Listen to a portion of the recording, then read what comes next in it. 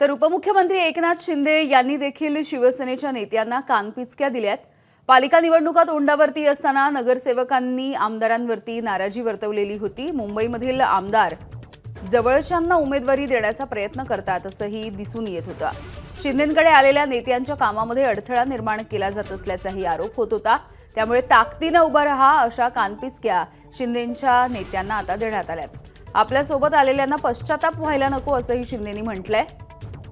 तर माणसं मोठी केली तरच पक्षही मोठा होईल अशा शब्दामध्ये देखील एकनाथ शिंदे यांनी आपल्या नेत्यांना सुनावलंय।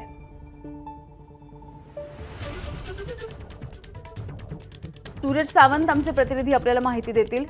सूरज, एकनाथ शिंदे यांनी आता आगामी ज्या सगळ्या स्थानिक स्वराज्य संस्थांच्या निवडणुका आहेत या पार्श्वभूमीवरती आपल्या नेत्यांना आदेश दिलेले आहेत, कानपिचक्या देखील दिल्यात।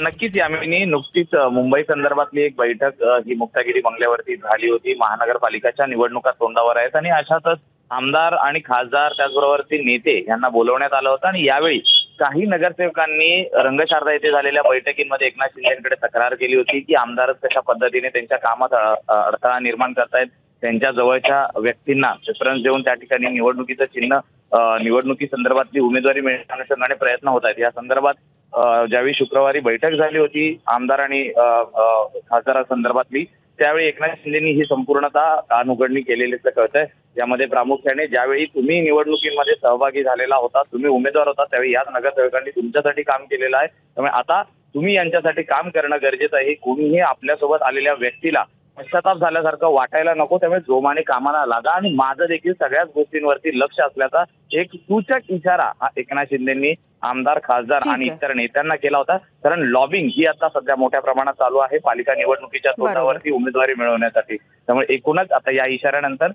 नेमका आमदार आणि खासदार यांच्या भूमिकेत काय बदल पडतो का हे पाहणं महत्त्वाचं राहणार आहे। अगदी सूरज, धन्यवाद सविस्तर अपडेटसाठी।